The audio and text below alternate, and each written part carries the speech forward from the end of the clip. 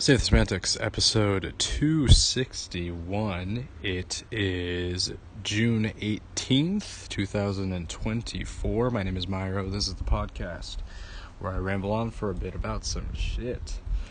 Today has been a good day so far. Well, it's pretty much the end of the day. It is like 5:40 right now. But it's been a good day. It's been a pretty good day. So, I'm thinking we might just get right into it. No prefaces, no preamble, none of that. I guess I'll say one thing. For some reason, this is just a quick update. For some reason, I'm still like recovering from my so-called sickness. I have no idea what it is. Again, I've already mentioned that I've tested it, and it's not COVID. It's some other thing, and I still have just this like lingering cough, and it's been a week since I've gotten back from my trip, and it's very frustrating and annoying, and I just want it to just go away. You know what I mean? Wouldn't that be nice if you could just wish your sickness away, whatever you have? Anyways, that's been lingering. That's been kind of annoying.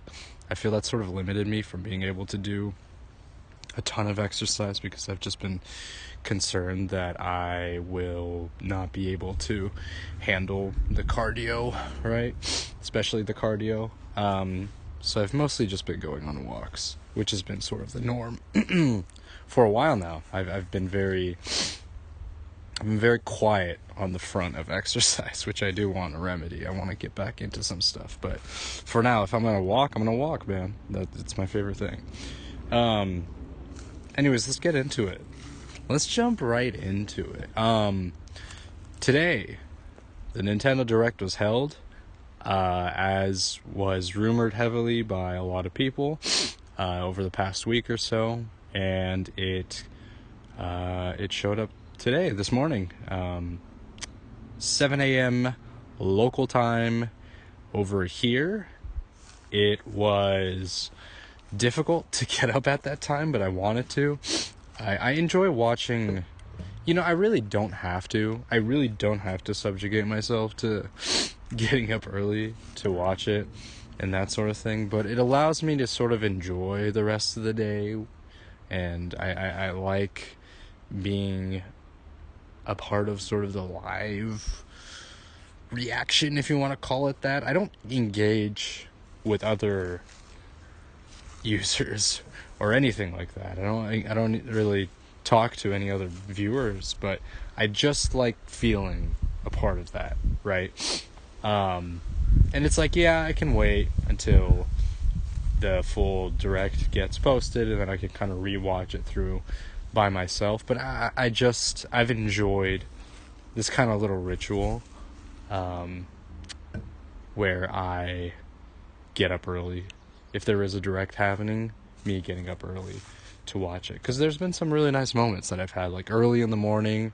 I'm just in my bed, just kind of just slowly gaining consciousness, and then I just immediately turn towards my screen, not even really fully registering what's going on. It's fun. It's a kind of a fun little experience. You know what I mean?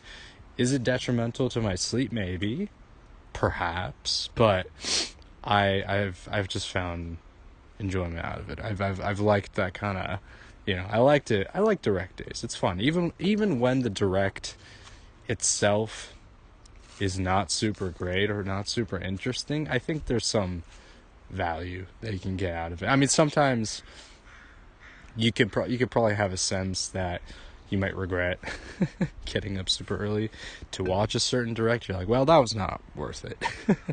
But I found it more often than not, even if I find the presentation overall to be subpar or just kind of par, mid, I can find something to take, something to get some enjoyment out of it. You know what I mean? This direct today was not subpar. I thought it was great. I thought it was awesome, especially for someone who is more so a Nintendo fan versus really, anything else, because I've just been a part of the, the systems and the cycle and the consoles. My GameCube was my first console, and ever since then, I've just stuck with Nintendo.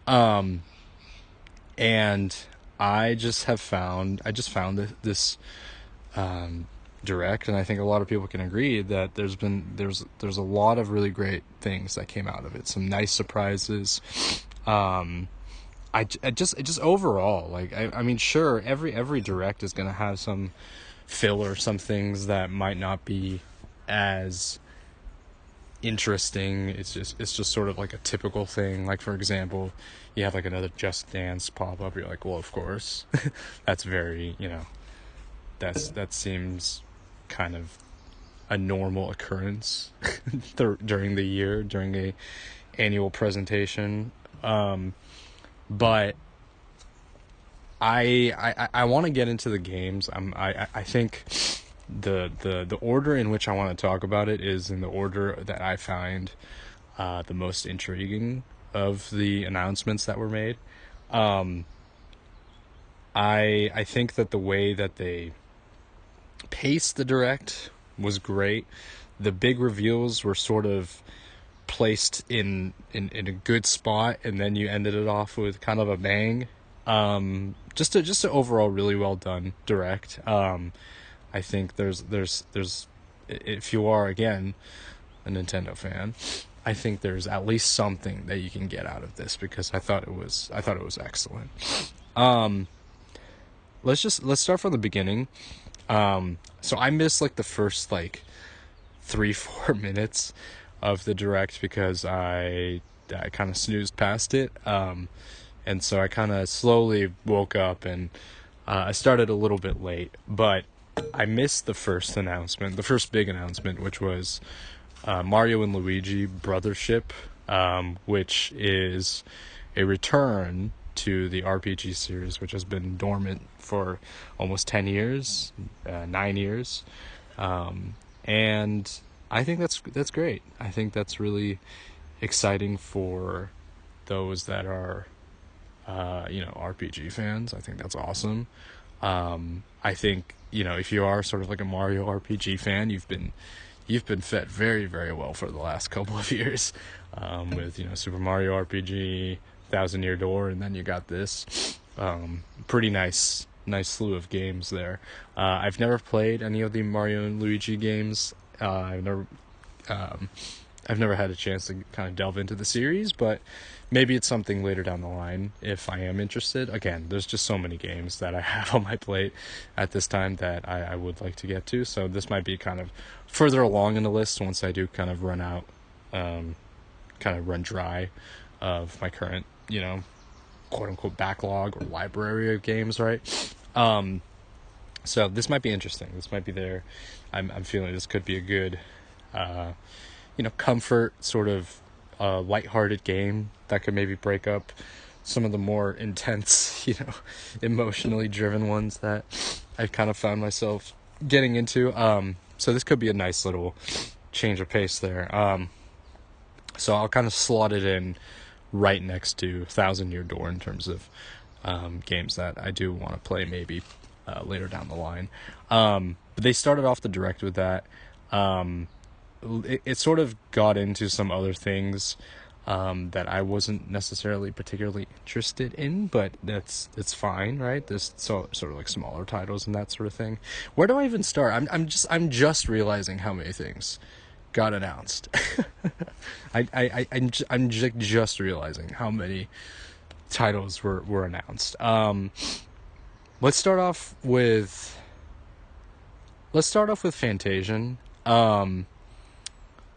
I had heard rumors, and I was listening to a podcast with Nate the Hake. He's been kind of known as like a reliable source, not necessarily like a leaker, but he does have sources in the industry where he's able to kind of, he knows what games are going to release. He basically confirmed that Fantasian is going to be a release, or it's going to have an announcement this direct. And I was excited to hear that from his podcast. So I was really kind of hoping that it would turn out to be true, and it was. So this game was created by Mistwalker, which is Hironobu Sakaguchi's studio.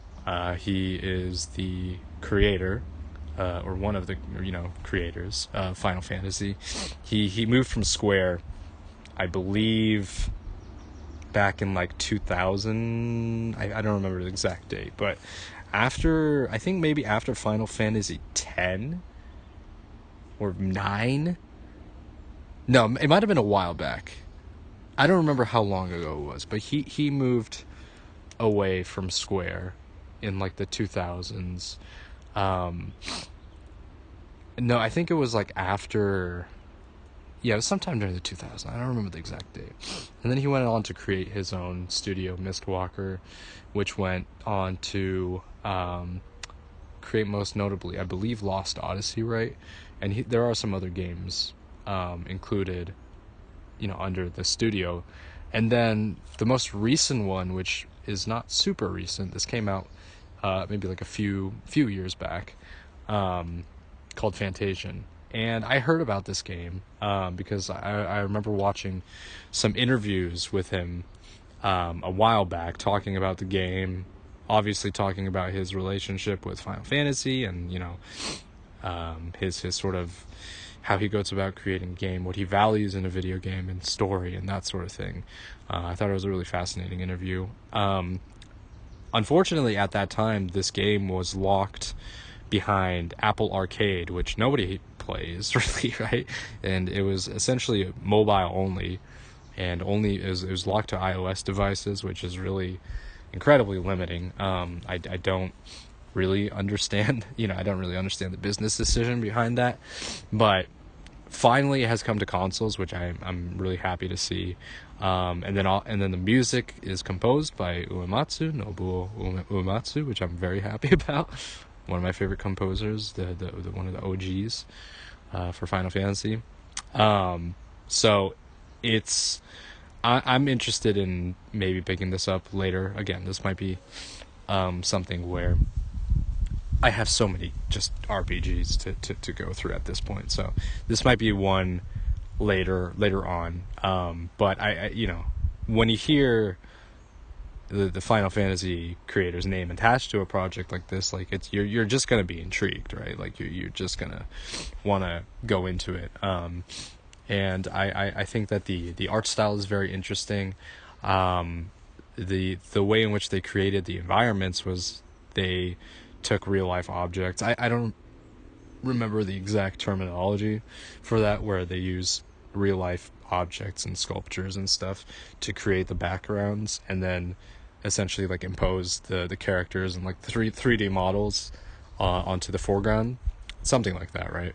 I forgot the exact art style that would fall under, but that it has a very unique art style that I think is really cool to see, and listening to some of the music is kind of got me into it. So interested in it for sure. I have sort of been interested in it because of past discussions, interviews, that sort of thing, and another potential pickup, man. Just more games to the list. They mentioned that it was going to come out later this year, so I would be interested in trying this out sometime.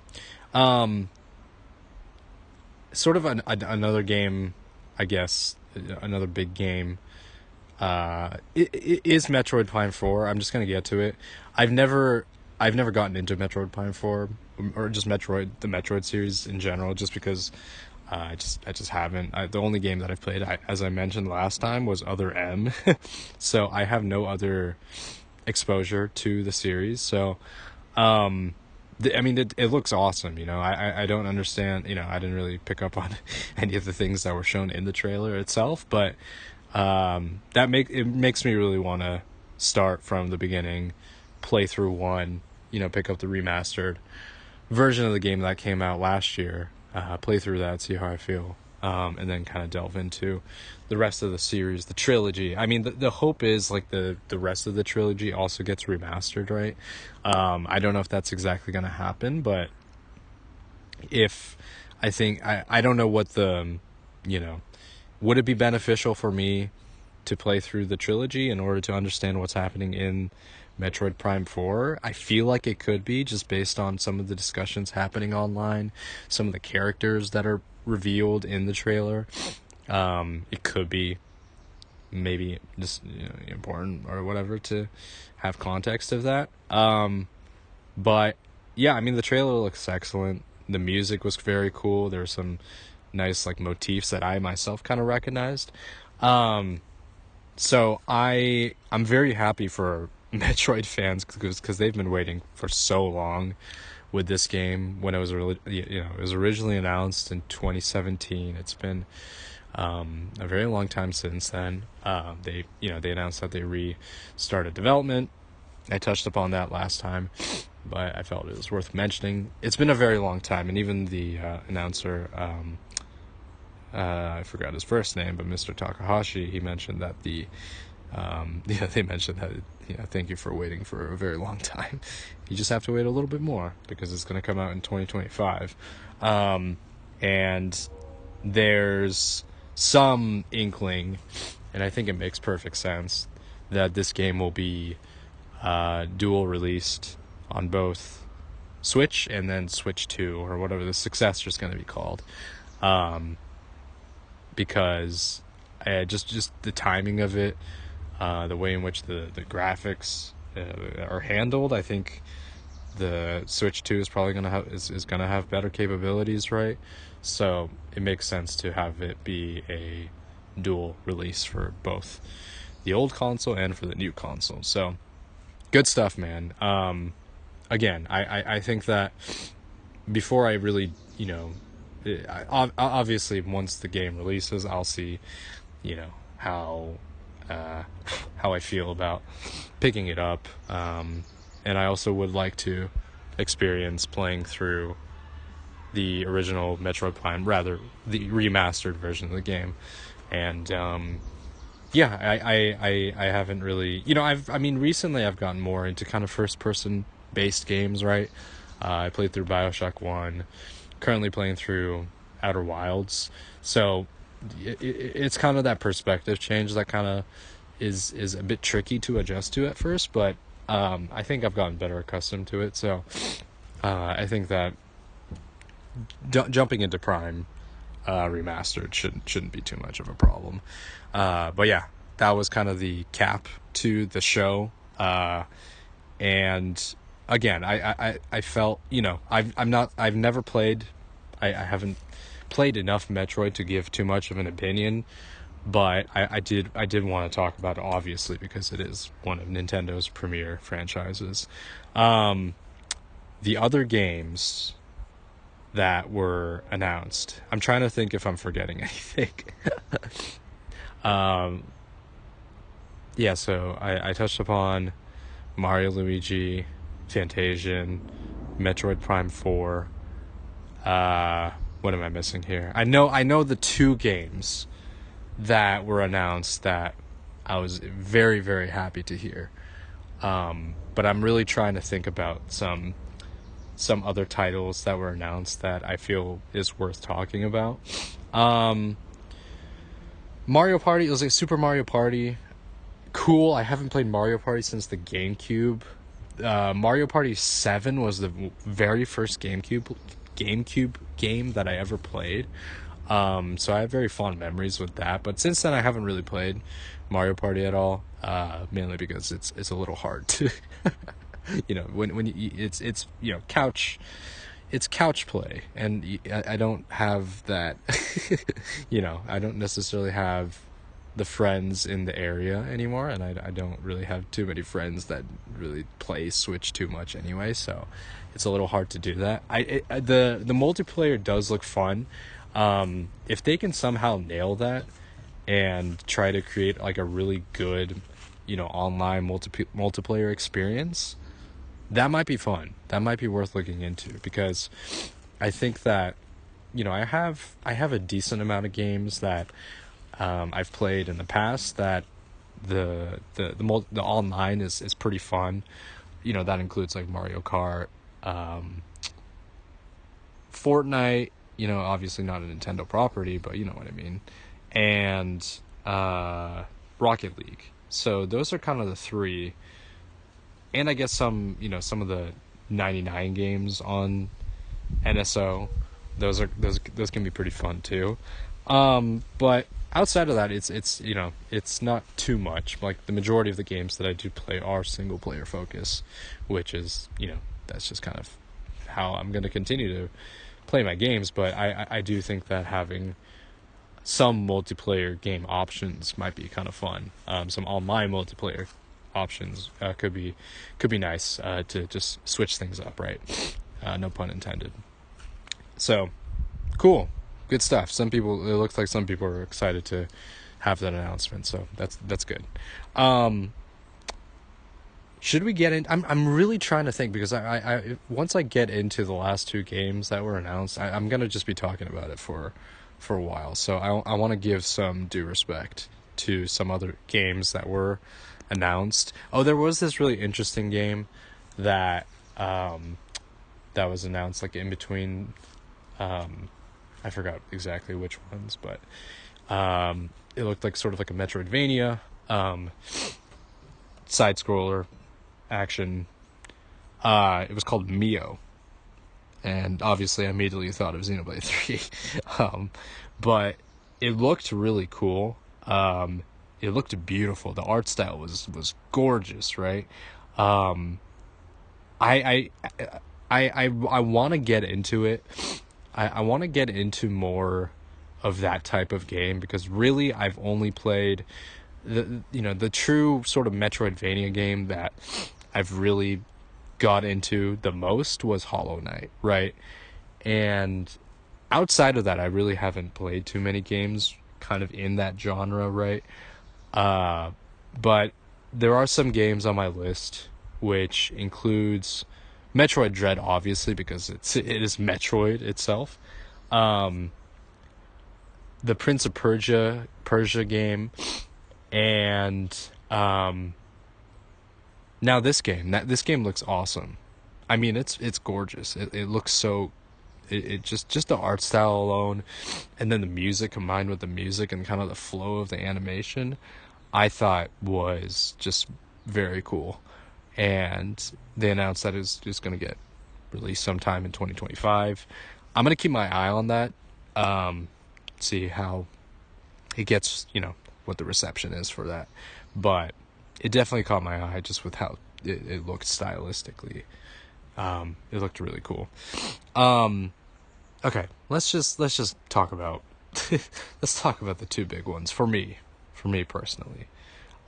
We finally got a confirmation. We got a release date for Dragon Quest XI, the HD 2D remake, and that's been a very long time coming. I think it was announced like 2-3 years ago at this point. Based on kind of the initial trailer that was shown back then, and then this trailer now, it's clear a lot of progress has been made. Changes to like the overworld, changes to some of like the battle animations. I haven't really gone into full detail, but it looks like there are some changes there. And it looks just beautiful. It looks gorgeous. I've never played 3, and I'm excited to try it out. It's it is a part of, in the US it's called the Ergic trilogy. In Japan it's called the Loto or Roto trilogy. I don't know why they changed the names for that, but it's not that big of a deal. And they announced that the first 2 games were going to be released as HD 2D remakes in 2025, which is very exciting as well, because I have not played 2. I've played 1. I played 1 on mobile a very long time ago, and I had fun with it. I'm interested in seeing what changes they could, obviously, other than the graphical upscale and all of that. For one in particular, I'm interested in seeing what other changes they could bring, because Dragon Quest One is obviously very simple. It is the JRPG, right? That and Final Fantasy are the JRPGs. So I'm very curious to see how they would, what other things they could do with one in particular, because it's so such a simple game for the most part.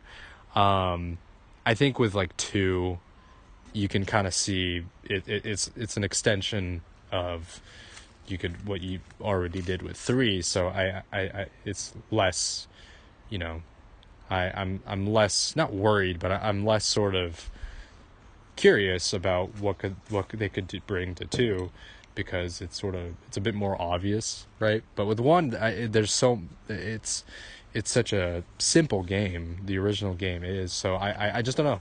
I don't know what could happen, but I'm very happy to hear that the entire trilogy.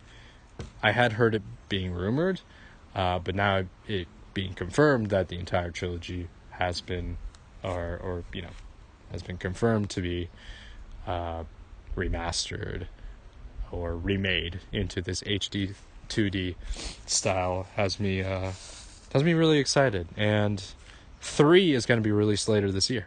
So another game to the list, man.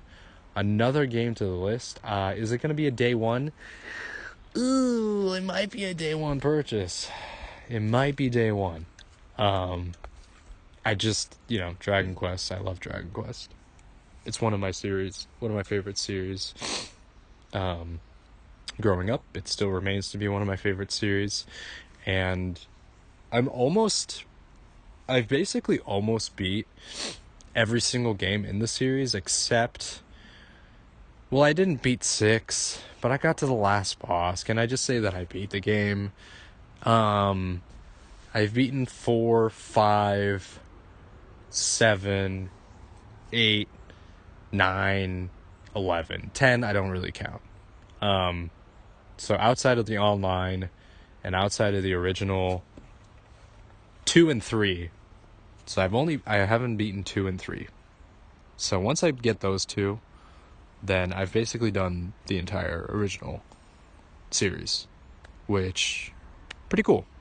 And I think that would be cool to have that on my little checklist, even though it doesn't really matter too much. But I do want to play both 2 and 3. So exciting stuff, man. A lot of that made me really happy. That honestly could have just made, even if nothing else was announced after that point, I think that could have just made the direct for me, and honestly just made the day. And then seeing and hearing from Yuji Horii was really nice as well. I think that was just very, it's very comforting. I think that just his presence and stuff is very, I don't know. You can kind of feel it. You have a sense of just, what he's, what he brings and everything like that. I also, it's good to see. I know it's like a pre-recorded video and stuff, but I'm also just happy to see him being happy and stuff, because he's had, I think he's had a very difficult past year, due to the passing of Akira Toriyama. I remember seeing I think it was tweets or something, some written statement he put out after his passing, and it was very heartbreaking, because Toriyama was still young. He was only like 60, 70 something, right? He was still pretty young for the most part, and now it's from the original sort of team, the original big members who created Dragon Quest. Like, Yuji Horii is kind of the only one remaining, right? Toriyama passed away, and then the Koichi Sugiyama, who was who created the OST for Dragon Quest, right? He passed away a little while back. So it's really tough to kind of be in that position, I think, to feel maybe left out. I don't know him personally, obviously, but I'm just, I'm happy to see him, back in sort of like, to see his face and to see that the series is continuing to go forward. We're still waiting on updates for Dragon Quest 12, but at this point, I'm very happy with just getting this trilogy and 3 at least this year. So I'm excited to. I think I'm just gonna get it. I think I'm just gonna get it when the game releases, so that I can enjoy it to the full extent. And it sort of be as kind of like the holiday game for me. The other big announcement for me was Zelda. There's a new Zelda coming out this year. Isn't that crazy?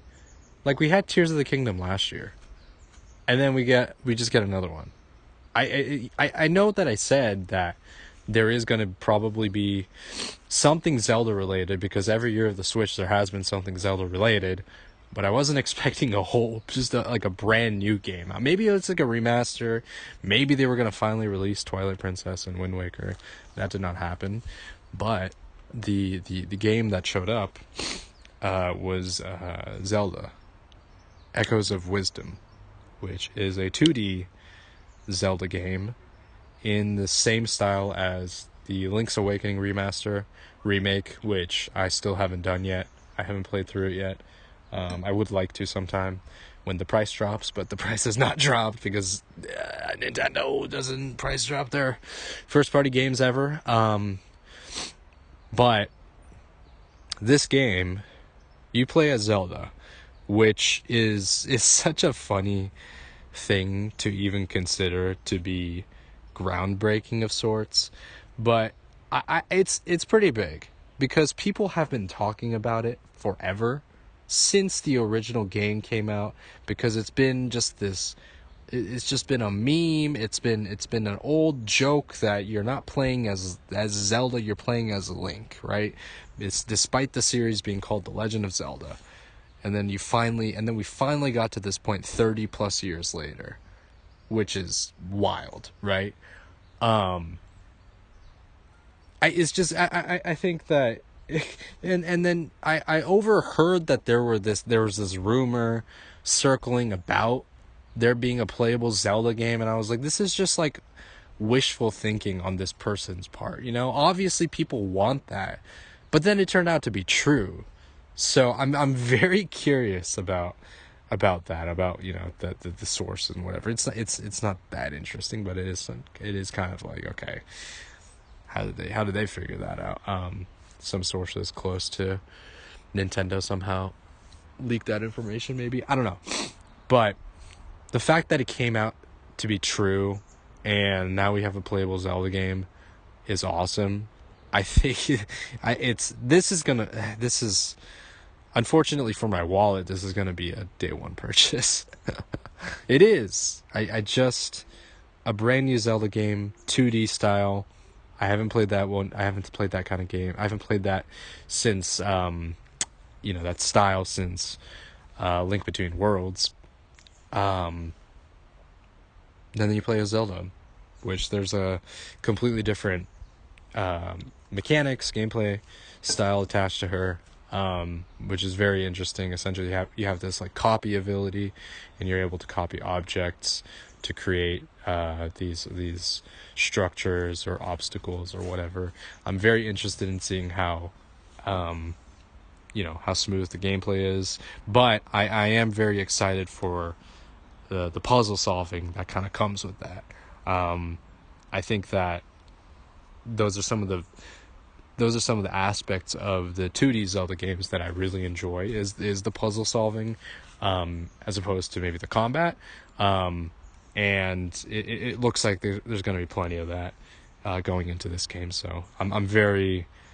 It's more Zelda, man. It was so unexpected, and I couldn't really I was not really registering it. So I've obviously gone back and re-listened to the episode, or re-listened to the episode, re-watched the trailer just over and over again, right? Just experiencing that, and just seeing if, different details and that sort of thing. But yeah, I'm very happy. I don't really have too much to say. I think that just the fact that there is a playable Zelda in a Zelda game, in a mainline Zelda game, is huge. Excited for the particular game, but also could this set some precedents for games later down the line? I think it does. I know it's super early to even speculate on that, but there's potential that this could lead to other, playable Zelda appearances, and maybe even in the 3D versions, right? So you don't know. There's plenty to expand upon that, but it's fun to think about that. I think that this has opened opportunity. This could be a whole another discussion, right?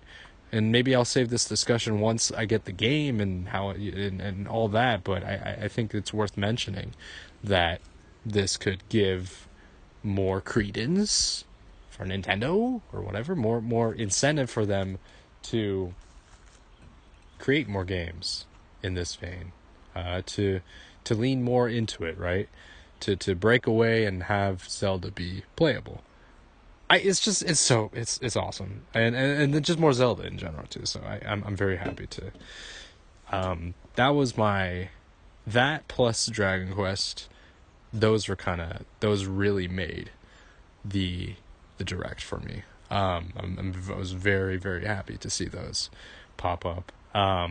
The other announcements, of course, I think added to the excitement and to the quality of the full presentation or whatever. It was excellent. I'm really trying to think if I'm missing anything. I think I've gotten the big one. Excuse me. I think I've gotten the big ones out of the way. Really trying to think if there's anything else that I missed. I don't think so. But yeah, excellent direct. Excellent overall presentation. I'm going to be thinking about it. I'm going to be watching videos. It's been a good day, and I'm hoping that I can just continue to enjoy this over the course of this week, because I think there's a lot to delve into. And it's setting up just for a really good rest of the year, honestly. I mean, the expectations that I had going into this direct were not low by any means, but they were very it was just kind of like, as I said, I was just thinking, oh, it's just going to be remasters and remakes and that sort of thing. And some of the games that were announced were some pretty, big remasters, including the Dragon Quest trilogy. But it obviously exceeded my expectations. But this is the direct that everybody wants, I think, if you are a Nintendo fan, because you get all of these big announcements. This might have been, in terms of just quality, this is probably one of the best Switch-related directs that I've ever seen, I think. I thought it was awesome. So, and again, it's just setting up the rest of the year to be a really good, just period for Switch users. And again, I already have so many games that I want to get through, and then you just got these other games just on top of it. It's really great. It's a good time to be a gamer in this sort of, for myself, obviously. Anyways, I was going to talk a little bit about Outer Wilds. I think I'm going to save the discussion for later this week, as I maybe progress a bit more through the game. And also if there's any other news that pops up. I'm going to have a pretty busy week next week, so I don't know how much time I'm going to have to be able to record and discuss stuff. I'll see if I'll see. I think I can try to find a way to squeeze that in, but this week I want to try to catch up on some things, in terms of, games and whatnot before the following week. So if there is anything interesting that I want to discuss, I'll probably talk about it later this weekend. If there's any other news that pops up, I'll talk about it. And yeah, that's probably going to do it for now. And then I'll catch back up. So that's it for right now. Alrighty, it is now June 25th, 2024. I did not have the time to record anything this weekend, so it turned out to be a two-parter, but across 2 weeks, basically. I should have just posted last week's part that I recorded. But whatever, shit happens. You're gonna get a much longer episode this time around. And I'm also not gonna be able to record anything this week, so it kind of makes up for it a little bit, you know. You get a catch up on both things, and also a lot of what I talked about last week, which essentially was just talking about the direct, is still relevant. So nothing's really changed on that end. So it's all contemporary stuff. It's just kind of funny. Anyways, yeah, this week I'll be pretty busy. Good, which is, I think, you know, good to an extent. Just did work and stuff. Good busy, not you know, busy to where I'm stressing out, but yeah, it's a good kind of busy. And I've been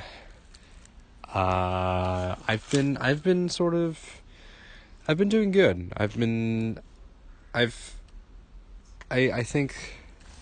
I think during the summer especially, I feel it helps that the sun is out and I have the ability to go outside and that sort of thing. Despite me not liking the season of summer very much, just because it's, what is it? Just the weather, the heat. I don't care for the heat.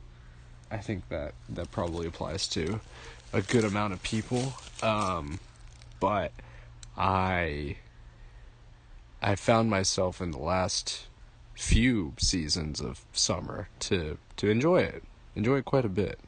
So I'm in like a good mood. I think just being out in the sun and that sort of thing really helps. I think just kind of getting that kind of exposure is good. I think it's a good thing to be out and about in nature, that sort of thing. So, I'm happy to kind of be, you know, in that kind of headspace, you know what I mean? Anyways, yeah, I've been doing pretty well for the most part. Been able to kind of be out and about, like I said, be with people, be with friends. Yeah, it's been good on that front. I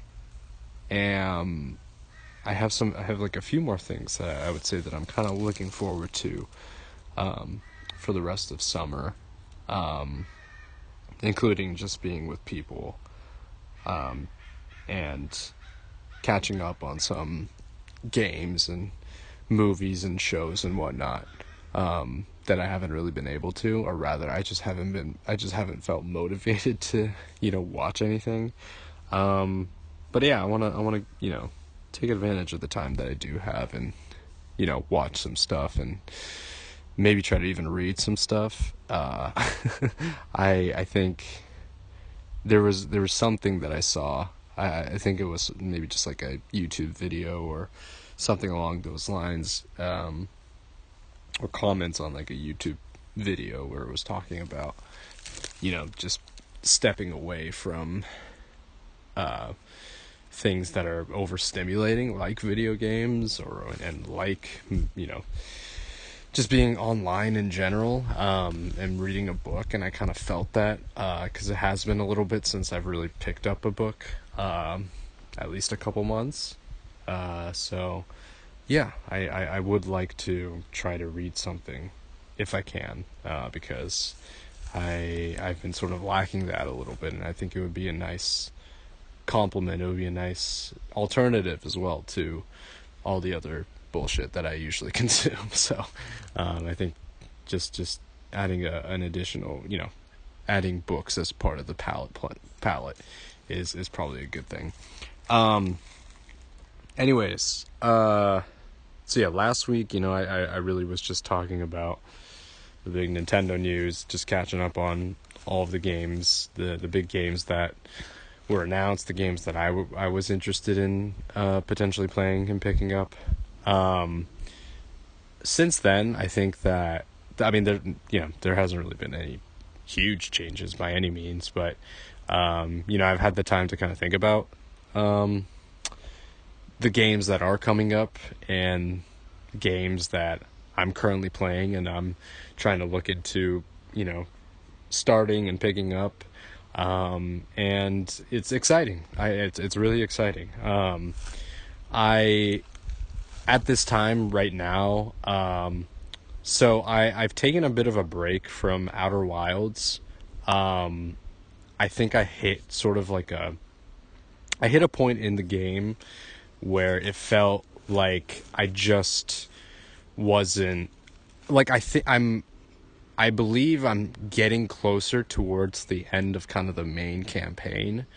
But I also feel that the last few sessions that I've had with the game have been a little frustrating, I think.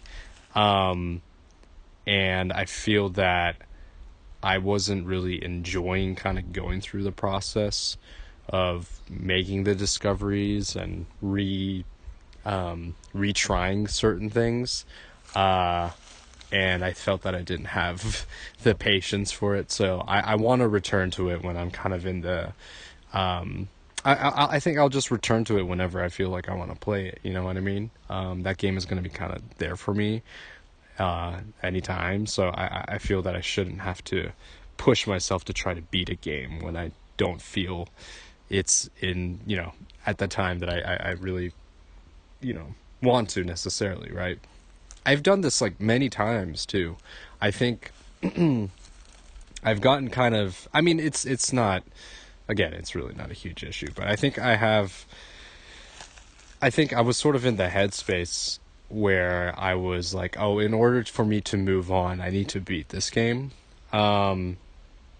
And that's not necessarily true at all. I think in some cases, for example, like Baten Kaitos, I felt that I wouldn't have been fulfilled if I didn't beat the game within the within the time period that I kind of started with it. You know what I mean? If I put it off, I feel that I wouldn't have had the same. I've gotten the same enjoyment out of it. So I'm happy with the way that I approach that game. But with something like Outer Wilds or other games where I just get stuck, maybe it's like a difficult boss or a difficult level or something along those lines, and I just can't get past it. I think it's fine to just take a step away from it, from however long it might be, and then come back to it later. Because I do finish games. Like, that's just kind of, I do eventually finish the games that I do play. There's some exceptions, which I've already talked about before, but the majority of the time I finish games that I start, that I enjoy too. You know what I mean? And I do really enjoy Outer Wilds. I have really enjoyed my time with it. There's been some really cool moments throughout the game. Just making discoveries, making these like connections between the things that have happened in the past, just sort of essentially writing down the history of what happened in this little universe that you're a part of, I think is really cool. And you're sort of like an archaeologist in that sense. You're an explorer. You sort of are a detective. You do a lot of, interesting things to just kind of uncover this overall mystery that's happening, right? It is both, as I said, kind of an exploration game and a mystery game, and I think that's really cool. But I still feel I just need to kind of step away from it because I just wasn't enjoying myself as much as I should have. So I think just taking, it's the same thing with like any other problem. Obviously this is very insignificant in comparison to other real life problems, but just sort of taking a step back and not being so hyper focused on one thing, I think is good. You're not you just have, you realize, or I kind of realized, that I was sort of just in tunnel vision mode where I just wanted to get towards like the end of the story, and that just is not. I just I just wasn't enjoying myself at that point. So I'll return to it when I feel like it, and that could be in a month, that could be in a year. I have no idea, but it's something where I'll return to the game when I just have this kind of sense and need that I want to finish the game. But that isn't to say that I haven't enjoyed the game at all, because I have. I think it's been a really great experience. It's been an incredibly unique experience from any other game that I've really played, and it's cool to do that. I think it's been really nice to step into these types of games that I normally wouldn't have, stepping away from maybe kind of the conventional stuff that I'm used to. I think is really good, because it broadens my tastes. I gain a better appreciation for just video games in general as an art form, all of these kinds of things. There's a lot to really, there's so much out there, right? Just on top of the games that you're already familiar with, I think that there's so much out there in that you just, you might have just not been familiar with, if you didn't take the time to kind of seek it out. So I'm happy with kind of doing that with something like Outer Wilds, and I'm excited to see if there's another game out there that I can sort of try out, and see if it just could be like a hidden gem sort of thing for me. At this time, what I've actually decided to do, because I've been kind of craving, I'm still sort of in the period where I'm sort of, the in-between of a big 60-hour plus, JRPG before I dive into something like that. I do want to play through something that's a bit shorter, and that's something that I can kind of expect to beat within like a month or so. And I went back into Ace Attorney, surprisingly, because I wasn't really expecting that. I would go back to that game, not because I didn't like it, but because I had other games on my plate that I've picked up and I've been wanting to play. But yeah, I was kind of craving Ace Attorney, hearing, seeing the announcement for Ace Attorney Investigations for Switch, maybe kind of piqued my interest in diving back into the series.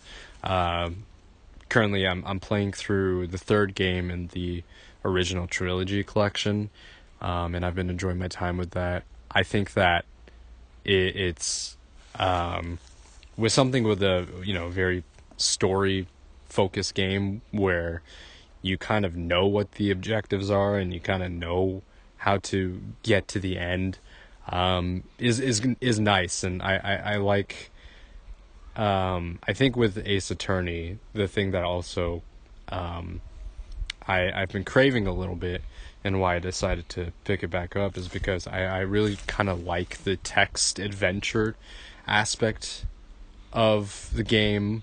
I enjoy reading through kind of the dialogue. It's almost along the lines of something like maybe a visual novel, but obviously a lot more interactive. And it's cool. I think it's really fun. It gets crazy, it gets zany, all of these things. And I think it's the thing that also kind of excites me, following the announcement of Investigations, is the fact that there are so many Ace Attorney games that are available for the system that I can kind of pick up and play. So Great Ace Attorney is also on the Switch. That's something that I might be interested in getting into later down the line. So I really I'm happy that I've been able to jump back into kind of the original trilogy and the third title. And so far I've been enjoying my time with it. I think it's just fun, man. It's just fun to see all these like crazy ass characters that would never exist in real life.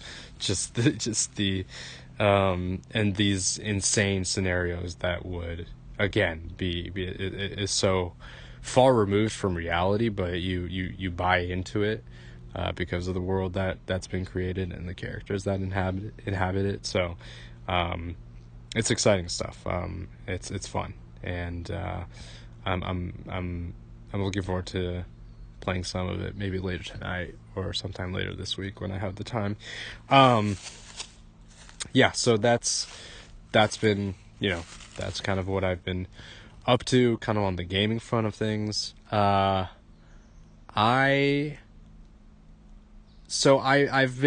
talked about this so many times. I am such a broken record when it comes to this, but I've struggled a lot to get into TV shows in the past few years, honestly. I really have not watched a ton of television.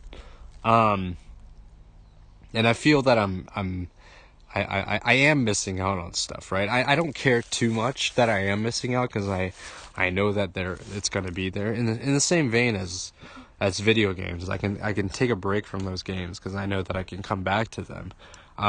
But I still feel that I'm kind of missing out a little bit. So I want to like enjoy something, right? I want to enjoy something on kind of in the medium of television or movies. So what I've been kind of feeling, I think I want to dive back into just movies in general. And why movies over series at this time? Because I know that there is sort of like an ending to it, and that argument doesn't really make sense if you're comparing it to, shows that I've already finished and stuff. But I'm just thinking about experiencing a single kind of thing within, one night, just watching a 2-hour long movie, and then I'm kind of done with it. I think is a nice feeling. And I don't have to invest so much time into a whole series, realize that I don't like it, and then step away. And I know that's such like a sunk cost fallacy thing, and it's stupid, and it's like you just, if you just watch the thing. Like, who cares? Like, you're wasting time doing other stuff going on YouTube. Like, why do you need to quantify these things? But just in my head, I think it's, I like kind of these like singular experiences. That's something that I feel is something that I'm kind of craving a little bit, as opposed to one that extends over many episodes, right? So I've been watching a few movies, or I've watched a couple of movies recently. And I remember I also talked about this a long time ago, where I was saying that I'm going to watch a movie a week. Maybe I'll bring that back, because that's fun, and then it also gives me something to talk about. But I do want to get back. I do want to just kind of watch movies when I can during this time, because then I can be like, yes, there's a lot of really good stuff out there that I can kind of cram into my eyeballs and into my head. So just like more movies, I think is what I'm thinking. Anyways, I watched 2 movies that are very, very different from each other, but I've had them kind of on my wish list for a long time, and I just wanted to watch them. The first movie was Swiss Army Man. So I had forgotten about this, but this movie was directed by the Daniels, which is a group of guys who also, they're not related. I think they're just called the Daniels because their names are both Daniels. They both have Daniel in their name, I believe. They also directed Everything Everywhere All at Once, and this was an earlier movie. And I had been sort of interested in seeing this because of just the concept being very weird and out there and wacky. And you can definitely see the just the craziness and the wackiness and sort of the, like, you could call, I would say that kind of the out of pocketness of this film, kind of see a little bit of that in Everything Everywhere All at Once. So you could see maybe some of where that style more or less originated from. I don't think this is their first movie, but this is one of their earlier ones, and I enjoyed it. I enjoyed it. I think it's really hard. I think once it started to get towards like the ending, it did definitely start to falter a bit. Um, and I was a little worried at how they were gonna nail the ending, and it's really hard, man. I think when it comes to like funny concepts like these, and funny movies that also deal with some more darker and more emotional themes, I think it can be really difficult to get like a smooth landing. And we didn't really get that with this movie. But the overall journey to get to that point, I think is really is a fun watch. And Daniel Radcliffe is really good in this. The actor who played the main character, I just forgot his name. Paul. Ugh, how did I forget? You know the actor. But they were both great. They had great chemistry. It's just I I'm just thinking about how ridiculous the movie is, and the script and the things they talk about. It's really well done. You're able to suspend your disbelief that this man, Daniel Radcliffe's corpse, is kind of this, essentially this walking Swiss Army knife that Paul, oh my goodness, I need to look up his name. It's Paul Dano. Paul Dano. Um his character, just the interactions that him and Daniel Radcliffe they have, it is just so good. It is a bromance. I don't even want to give away too much if you are interested in watching this, but it's funny. It's a good time. There are some thematic elements.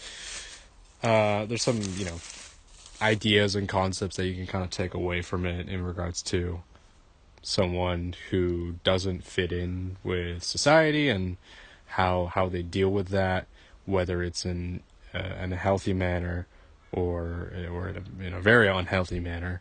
And I think it's kind of there's a lot to you could kind of delve into this movie. Overall, I liked it. I think, like I said, some of the weaknesses lie towards the end of the film, where I felt that it's hard to, with such a ridiculous and almost fantastical, idea concept this movie has. I think it can be difficult to really like get, a good ending across. I think the ending was fine for what it was. It just kind of came to a bit of a drag towards the end. Yeah, I still enjoyed it. I don't know if I would recommend it to everyone, but if you liked Everything Everywhere All at Once, this is kind of you can see where the inspiration and where some of the zaniness comes from, albeit it's not as well crafted of a movie as Everything Everywhere, but I still think that you can find things to appreciate from this. The other movie I watched, and I don't really know why I decided to watch this last night, but I watched Paddington. I don't know why. I was just like, you know what? I haven't seen a family/kids movie in forever. I'm gonna watch Paddington because I've heard good things about this movie. Um, Paddington is based on a character from a children's book series, right? And it's about a bear. It's about a talking bear that goes to London. It's very whimsical. It's very charming. It feels very British, for sure, and it's good. It's good fun. It's really good. I think the acting across the board was really good. There were some really funny, just uh skits. There's some really funny moments during the movie that made me laugh, and that kind of would make you appreciate sort of the non, I guess, things that cater towards kids aspect of the movie. Like there's some really funny bits in this, and I really enjoyed it. And I heard the second Paddington is also very good, so maybe I'll watch that tonight. I don't know, but that's on my list. That's on my list of movies I want to watch. Um, but really, it's good. It's just fun. It's just a fun, just fantasy, children's family movie that I decided to watch for some reason because I was in the mood for it. It was either that I was this is what I was debating. I was either gonna watch Paddington or After Sun, which I've heard is an incredibly depressing movie. So I went with Paddington because I didn't want to feel I didn't want to be in that kind of mood. After Sun is on my list too. I do want to watch that movie because I've heard good things about it. But I think I made a good choice by watching Paddington instead. So, yeah, that's just kind of where my head was at. But good movie, and I guess that I'm now a big Paddington fan, and I'm excited to see what else is in store for me in the rest of the franchise. I don't know. It was really just on a whim. I did have it on my list of things that I did want to watch, but I just it was not. I was not really expecting to, come out on top necessarily. Um, it's funny how, I talk so much about the kind of the ebb and flow of the things that I consume, you know, the media wise, in terms of what types of shows and obviously games is a big thing, and or lack of shows rather, and movies and all of those things. Really the majority of the majority of my online or just media consumption is from YouTube. I've probably talked about it before, but that's just where it kind of derives from is mostly YouTube stuff. And on the YouTube front, I think it is interesting that sort of thinking about it and reflecting on it, how much how much of what I watched has changed over the years. Over the years, I guess, is not super surprising, but over the months too, right? I sometimes I think about whether some of that is due to how the algorithm works, or if it's just like my personal taste. It's probably a little bit of both, right? But there are certain things that I used to watch maybe a year ago that I just don't watch any of at this point, right? It's just kind of funny. It's like maybe I'll hop back in and see how I feel about this sort of type of content, and it just doesn't click with me as much anymore. I'll give an example. It was never my favorite genre, but I did just kind of watch it just as sort of a thing to have on, right? Those are a lot of it was just kind of like, video essays regarding what people do on TikTok. I don't know if that's as popular as it was anymore because I have no idea, because I don't really watch that kind of stuff anymore, or at least recently I just stopped watching that because I just don't really care. But that was something that I just kind of had, that I just watched some creators. Like, I'll watch like a few, and then then my recommended page is going to recommend more of those types of videos. But it's just so I have no idea. That was like the one way that I was keeping up, or quote unquote keeping up with what was going on in the world of TikTok. That's just not, I'm just completely out of the loop now. I hear about some of these things from my friends. I'm like, I don't know what the hell is happening. I'm just gonna be out of touch. That's just what it is. I'm gonna accept that I'm gonna be out of touch from this point on. I'm gonna be, the cringy millennial that doesn't know what the kids are doing, that sort of thing, right? So what are you kids into now, right? Like that. I was into Fortnite. I don't know, but it's just kind of funny just thinking about, how quickly, what I've watched can shift in a matter of months or weeks. Some of it can be also due to events that are going on. Like, for example, like the direct happened, so a lot of what I've been watching recently are, related to, gaming videos and video essays and podcasts and stuff like that. So that kind of is in line. That kind of makes sense. So it is sometimes just like a seasonal thing too, right? Or just whatever current event is happening, I'll maybe watch things related on that.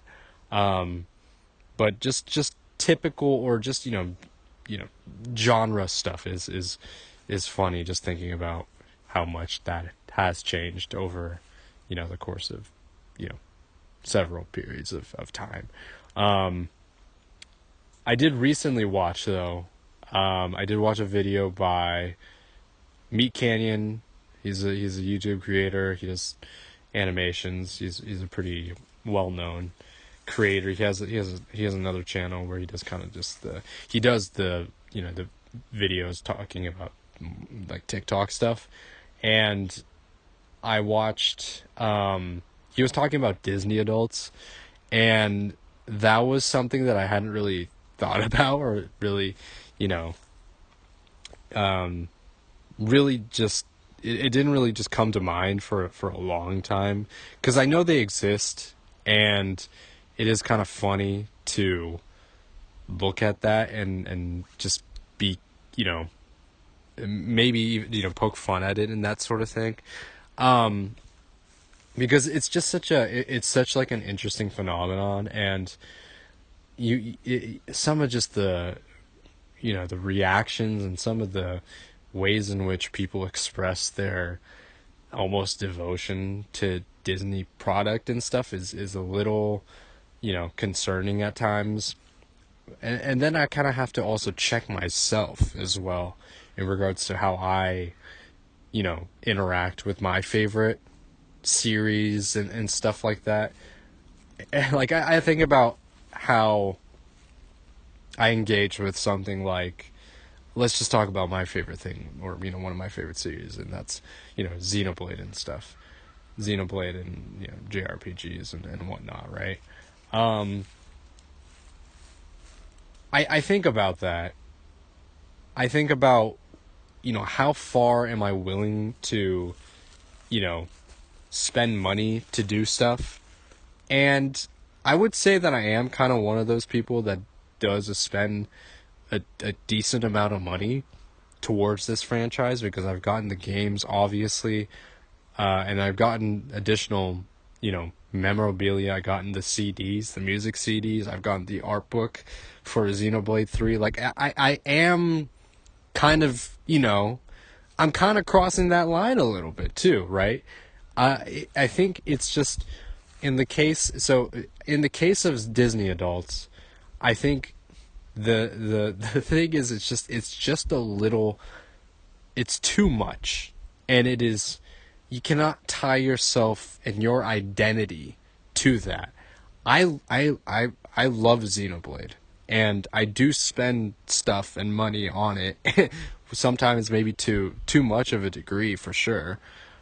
But I'm not like, that's not the only thing for me. That is not like the only that's not the only thing that I consume, right? I think in the case of Disney adults, if I look at it kind of from a surface level kind of thing, it seems like they revolve their life around it in terms of going to the theme park, buying merchandise, watching whatever Disney product is out there.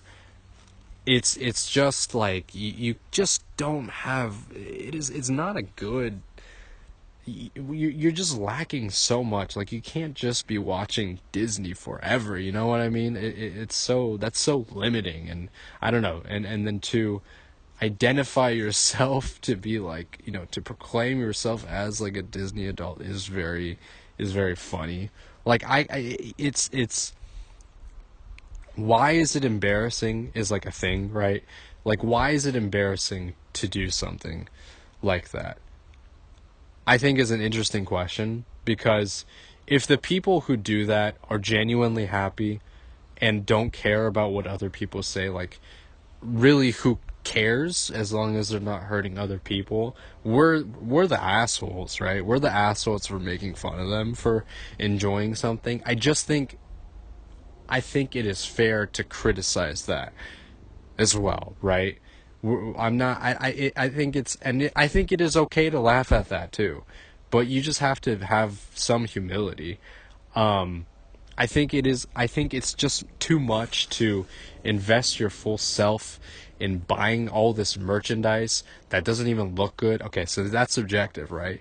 But it doesn't look good, and the Mickey Mouse ears and all this shit that you're gonna knock. You might not even wear. It's just trash in service of a company that's as, ethically questionable as Disney, right? It's just there's a lot of things to consider on that front. Sort of the to kind of go back to kind of the embarrassment factor of things. I think it's just the fact that they call themselves Disney adults too. That's embarrassing. Just why not? Why aren't you just a Disney fan, right?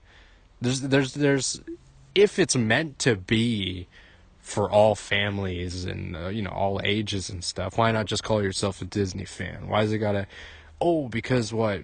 Because once you grow up, you can't be a Disney fan. No, that's not. Nobody's saying that. That's just the thing. That's just in your head. That's just what you're telling yourself.